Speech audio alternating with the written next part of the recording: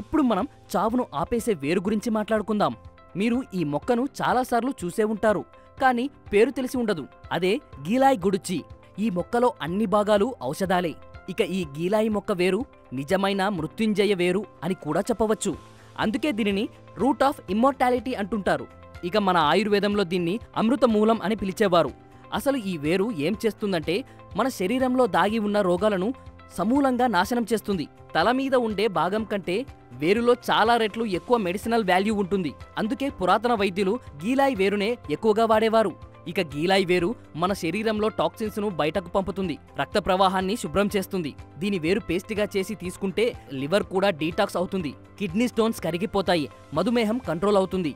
అలాగే దీని అత్యంత గొప్ప గుణం ఏంటంటే ఇది మన బోన్ మ్యారోని రీజనరేట్ చేస్తుంది, అంటే కొత్త రక్త కణాలు ఏర్పడేలా చేస్తుంది. ఇక ఈ వేరు ఎలా వాడాలి అంటే తాజా గీలాయి వేరు తీసుకొని శుభ్రం చేసి అరకప్పు నీటితో రాతి మీద రుద్దండి. తరువాత ఆ మిశ్రమాన్ని ఫిల్టర్ చేసి పొద్దున్నే ఖాళీ కడుపుతో తీసుకోవచ్చు. లేదా గీలాయి వేరు పౌడర్ రూపంలో కొని రోజు 2 గ్రాములు తేనెతో కలిపి తీసుకోవచ్చు. కానీ ఉపయోగించే ముందు వైద్యుల సలహా తీసుకోవడం మర్చిపోకండి.